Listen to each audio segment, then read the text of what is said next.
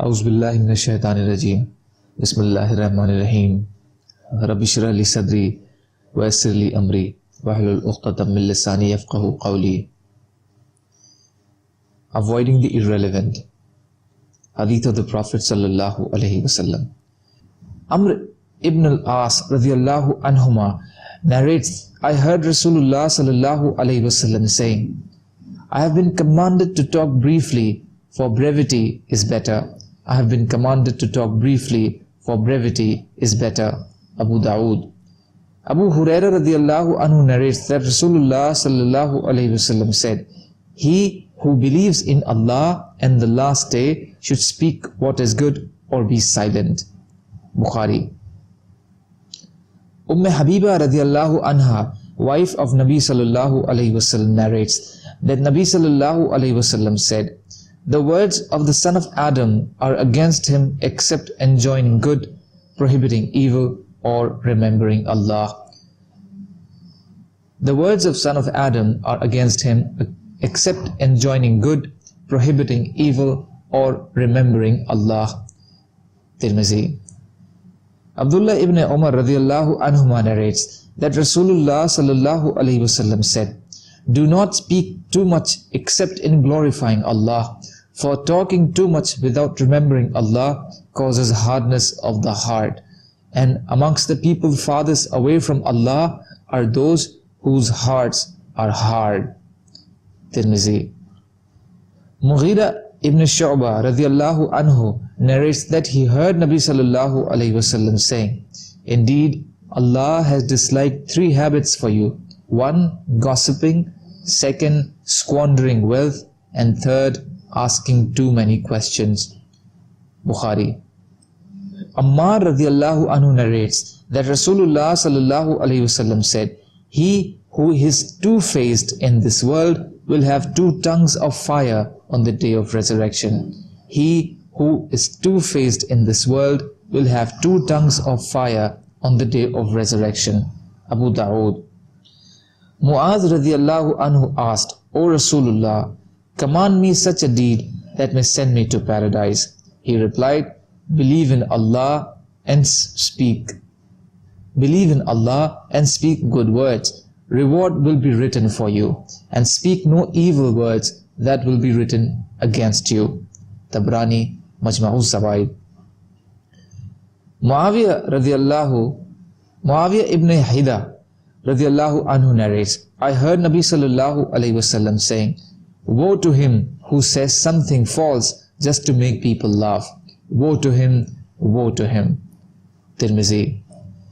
Abdullah ibn Umar radiyallahu anhuma narrates that Nabi sallallahu alaihi wasallam said, when a man tells a lie, the angels move a mile away from him due to the bad odor of what he came with.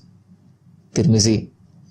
Sufyan ibn Asid al-Hadrami radiyallahu anhu narrates, I heard Rasulullah sallallahu alaihi wasallam saying, it is great unfaithfulness that you say something to your brother and he believes you while you are lying.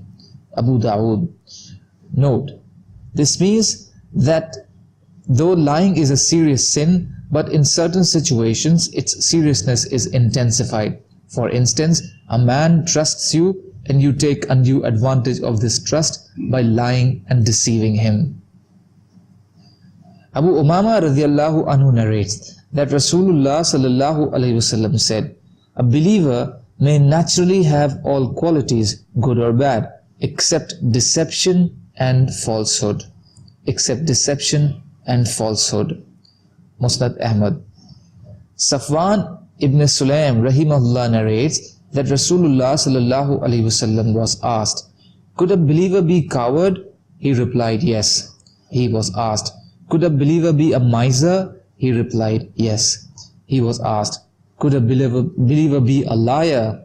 He replied, no. Muwatta Imam Malik.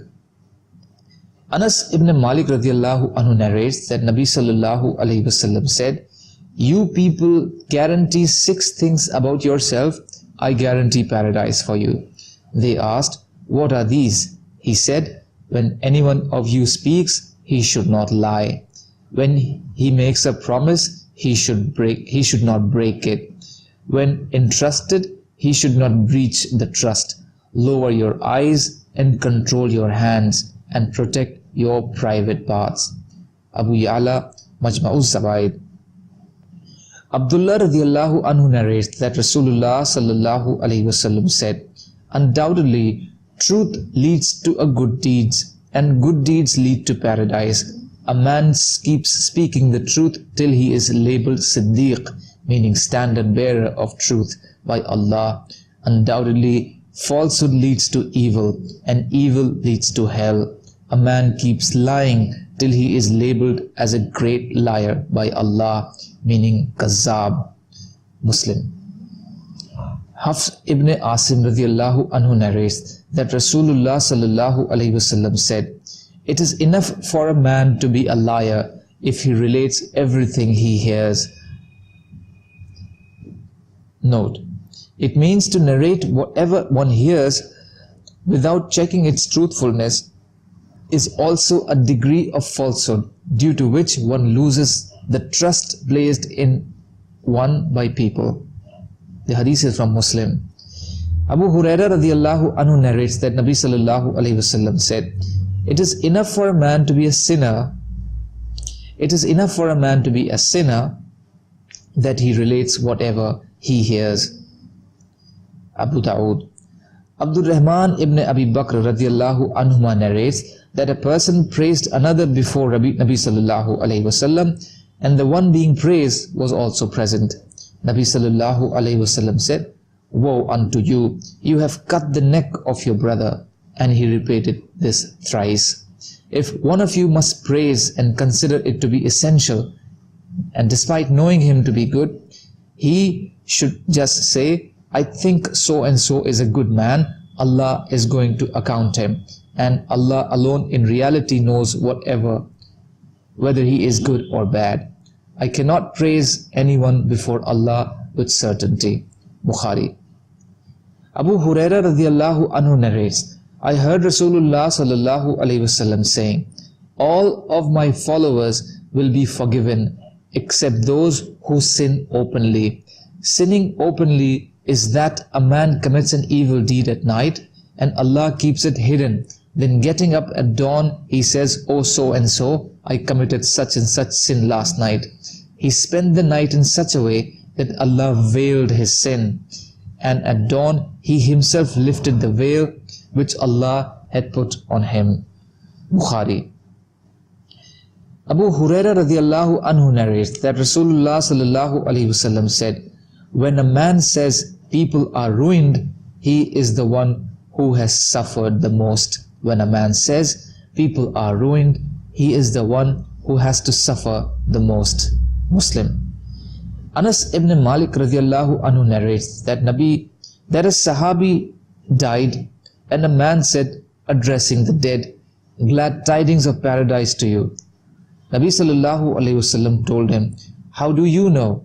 Perhaps he spoke something irrelevant or was miserly about something which would cause him no loss.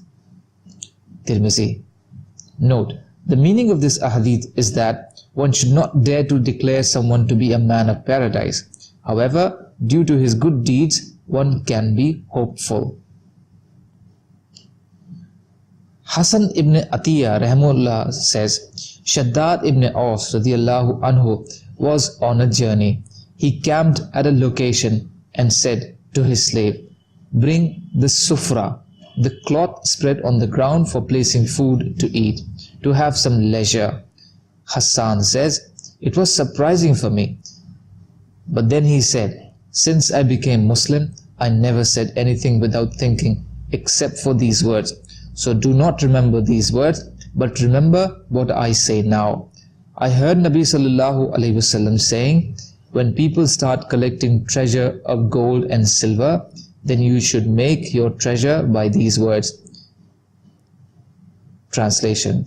O Allah, I seek guidance, dutifulness and firmness in every work, and the ability to express thankfulness on your bounties, and the ability to devotedly worship you and ask you for a clean heart from idolatry and infidelity, and seek of you a truthful tongue, and beg for all the good in your knowledge, and ask forgiveness from all sins in your knowledge, and seek refuge of you from all evil in your knowledge.